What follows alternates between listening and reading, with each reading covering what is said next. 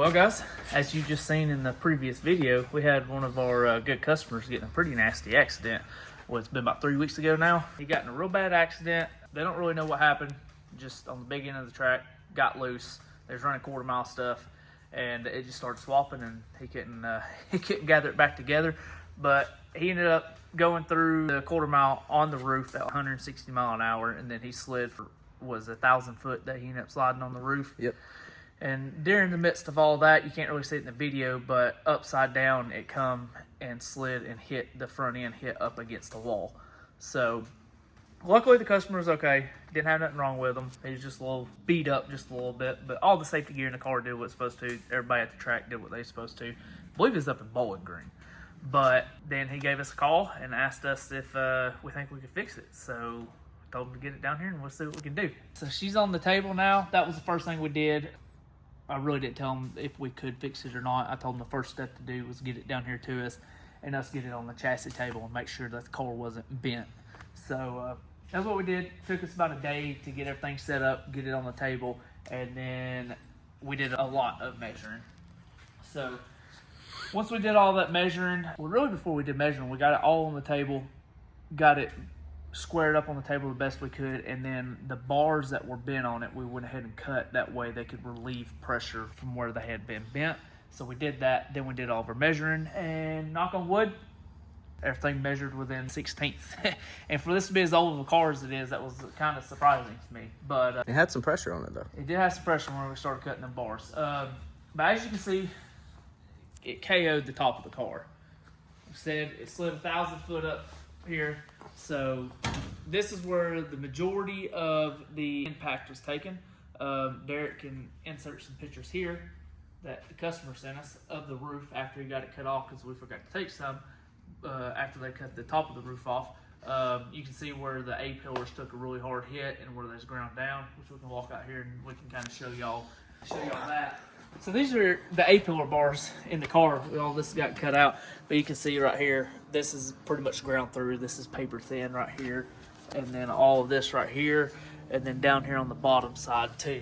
So all that, so the whole top of the car is what took the brunt of the force whenever it flipped and slid. Then from there, like I said, it did end up hitting the wall with the front of the car, and you can see here we've already got it done. But it did bend these bars right here, our bars coming down, because it did have a big cradle that tied in right here that come around for the fuel cell. So that fuel cell cradle is what took the majority of the hit whenever it hit the wall. So we cut that off, checked all this down here, everything was fine. So on the front side of the car, you are allowed to sleeve and slug it and add to the bars. So that's what we did. Come up here to where everything was square, checked all of our struts, checked all of our upper bars, make sure everything was fine. And so we cut this here, had to redo the upper control arm mounts here, but then we sleeved this. It's got a 6-inch slug on each side of this, and then this is all welded. She's back good up front. Another part that took a little bit of a beating was this bar right here. It didn't have anything to do with this. It just had a slight bow in it this way, and it was from where this had hit up against the wall, and these two mounts right here actually pushed this bar and bent it a little bit. So got that bar all out of there. Then from there, whenever we got the car, it didn't have a roof on it. There's some pictures that Derek can post here. But yeah, so then from there we took and started cutting the A-pillars and the roof bar off of it. So what really sucked about this car is this car was built in like 95-ish. So the way they did things back then is a little bit different. Some people still do it, but your A-pillar bar was continuous from the main hoop all the way down to your rocker bar. It's one solid bar. So what sucks about that is with that being one solid bar and all this being messed up, I can't just replace the A-pillar bar. So that's why we end up having to do a little bit of kind of rethink it and do it like we do most of our cars. So we cut this upright right here where the dash bar should or would be, and ended up coping it out whenever we cut it out to put a new dash bar in. That way we can then run from here up to our main hoop with a new A-pillar, because you can't sleeve anything from here to here. You can't cut and sleeve it and splice it together. It needs to be one continuous bar. But that's how most of the newer cars are done. You have a dash bar with your upright coming here, then your A-pillar from the dash bar back here. What else gets tricky there is this bar, the funny car, is a continuous bar from your A-pillar all the way down to your rocker bar. Now, if we go look at another car, usually what happens is your door bar runs all the way back to the main hoop, then your funny car attaches from the A-pillar to your door bar. So then we could have just cut this cut this outer funny car bar out to help to redo the A-pillar bar. With this being a continuous bar, we couldn't do that. So Derek got very skillful, and we was able to save all the funny car, and we actually cut out, and then he recoated that back to like he was fitting it back the first time. So if you take an 1 5/8 bar, it'll slide right up in there, and I mean it ain't got pretty much a gap around it. No, it's tight. It's tight. So was able to do that, but that kept us from having to. Really, our only other option was to save this bar and then redo the whole outside of the funny car, which that's 4 days worth of work. If not, it's a week's worth of work to cut all that out and redo it, to where Derek spent a day doing this. So yeah, because they've got this old school car. So I mean, it's a very nice car, extremely nice car, but the way it's done, that would have been a lot of work to redo that outer funny car. So at first, we didn't make the customer any promises about if we could save the outer funny car, but I told him we was going to try something to see if we could. So saved him a lot of money by being able to do that. So we got that whole roof cut off. Derek got the dash bar refit today. Had the customer come over and talk to him, because with the way the dash bar is now, the dash is going to have to be modified. So got the okay with where the dash placement is. So next week we can get this welded in and then start working on it. Get the A-pillar bars in. Then get a roof bar in, get our diagonal in, and then once we get that done, that's going to be the majority of the stuff that was messed up from the car being wrecked. But then from there, he's wanting to do, while it's here on the table, we want to do some upgrades to this thing. So it just had an old school, just one sheet. You can see it over there. That was the Firewall. And this thing had a bunch of different motor combos in it. So we put a new mid-plate, motor plate in it. We're going to build a mid-plate hoop for this thing, and then tie the Firewall into the mid-plate hoop, and then redo all the sheet metal, and it'll look really nice whenever it's all done. It's kind of like all the new Pro Stock cars or Top Sportsman's car, how we do all that stuff now. And then they'll also make the car a little bit more stiff, having all that integrated, help keep the motor from moving back and forth and stuff like that, because there'll be a main hoop that runs around through here that the mid-plate then gets bolted to, and like I said, it all attaches to the Firewall right here. Then from there, it's onto the fun stuff that I don't like doing as much, and it's all the small, tedious stuff. Like we got to fix all these small bars right here for where it got crushed, the windshield bars, the rear windshield support bars all got messed up. We're going to have to redo this upper mount for the front end. This, we don't know yet, because they don't make a lot of parts for these cars anymore. He was able to find a front clip from out in Vegas. So that's actually getting boxed up and shipped to us right now. And then once it gets here, we're going to have to see what all we're going to have to modify on the front end to be able to make it work with that front clip. So we may end up having to cut these off, redo those. We're going to have to do something about the front tree section up here. And then we're going to have to build another containment system for the fuel cell. But all in all, it's come a long ways. He was very excited to not have to throw this thing in the trash, because that was the two options. Unfortunately, there's only so much that we can do to one of these cars if it's bent. Like I said, really once you get past the Firewall from here to here, you can't really cut, splice, and do anything like that. It's completely restarting over. If the main hoop was bent on this thing, you pretty much might as well start over, because the amount of time that you'd have in cutting, because pretty much all of these bars would have to come out to redo that. So he was really excited about it. This is like I said, this car was built in like 95. It's an old Pro Stock car. They do all the nostalgic Pro Stock racing with it, and it's won a couple championships and stuff like that. So it's got some history to it and stuff like that. So that's one reason why he wanted to keep this car and get it fixed. All in all, for what happened, really wasn't that much damage. No. It really wasn't a whole lot of damage for what happened. It could have been a lot worse. We could have had to clip the whole front of the car. It could have got the main hoop on the car. Like I said, in the grand scheme of things, he come out very lucky. I know to the average person, this might look like a lot and look very extreme, but I mean, it's not. It's pretty normal. There ain't nothing to it, really. just cutting and adding new bars to it. That's what we do. So this ain't out of the ordinary for us, scary or anything like that. It's just normal. It's not that bad.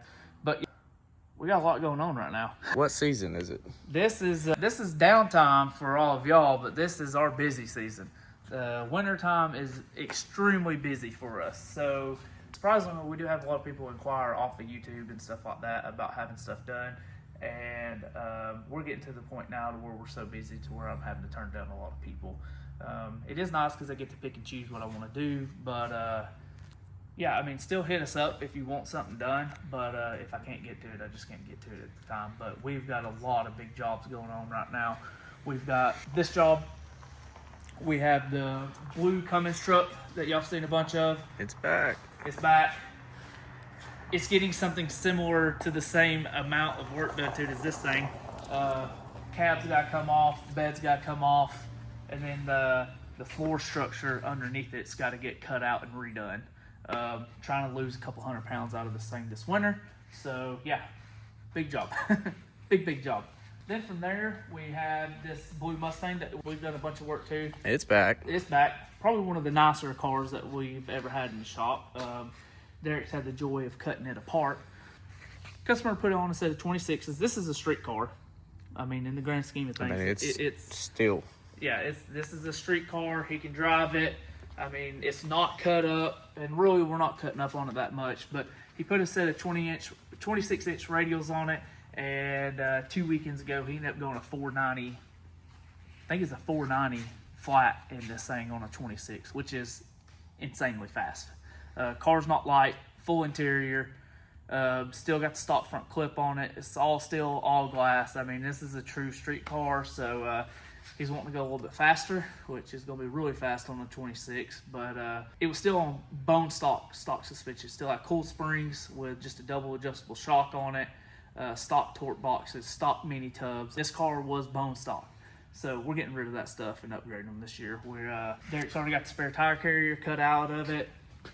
So all that's out of there. We're going, because it had a stock fuel tank in it, we're going to put a fuel cell in it. We've got a set of, we got the upper torque boxes that are in. We've got to do the lower torque boxes next. Then we're putting mini tubs on it. I've already got the rear end done. We cut all the old stock style bracketry off of it. Got our lower control arm brackets.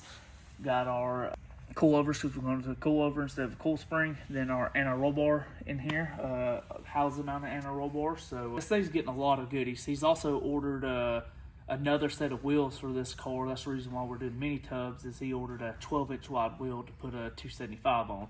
And then he's got the 9-inch wide wheels to run the 26s, so he can go back and forth to whatever he wants. But yeah, extremely nice car. This thing it's stupid fast already. Very fast, very nice car. So yeah, still got this car, waiting on the motor for it, and waiting on some parts for it. The Orange Nova is gonna happen one day. Just a lot of stuff behind the scenes. Then we got a twin turbo vet that we're doing. It should get wrapped up next week. I just got to finish the header and stuff on the driver's side, and it'll be done. So it's been another 2,000 horsepower street-driven Corvette. Then we have the other C6 Corvette. This is the LDR car. Just waiting on parts for it. Got to get the white car off the chassis table so we can get the floor structure of this car back on there, get the body on there, and then start finishing up the rest of the cage for it. So got that. Then we got a Mustang coming in this weekend. That's gonna be right in this area right in here. this area right here. We got a Mustang coming in this weekend. That's gonna be probably a billet LS twins. Probably gonna get back half 4-linked. It's gonna turn into a big project, which we're fine with. So as you can tell, we got a lot on the schedule. Then our other good customer and friends that have the silver Chevy 2 that we've done the Pro Charger stuff on, that car's coming back in over the winter time. So what are we doing to it? Cutting everything out the back of it. Oh. Carbon tubs. Oh. Yeah. Oh. He's wanting to lose a couple 100 pounds out of that thing too. So see, even I learned something on YouTube. Yep.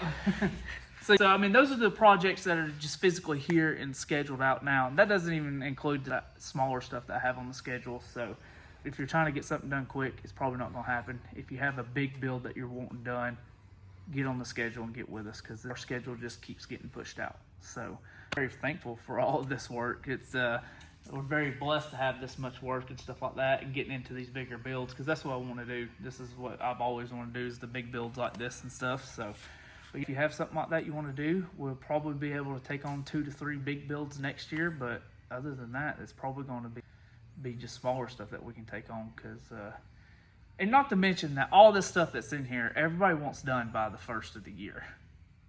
Yep. Not by the first of the year, but by the first of race season is what I mean. And the first of race season is right around March. So everybody's on the same schedule. Don't be that guy that calls us up in February, but hey, I need to get some upgrades done before race season, because it's probably not going to happen. But it always happens. They wait until the last minute to call us up and say something and try to get on schedule, and then we'll do the best we can. But with as busy we are now, we can't make no promises like that. So, yeah, super thankful. Got a few big things going on outside of that we'll hopefully eventually be able to show y'all, but had some stuff cooking in the background that a lot of people don't know about, so excited about that and eventually show y'all that. But that's gonna be it for today's video, and we'll catch y'all in the next video.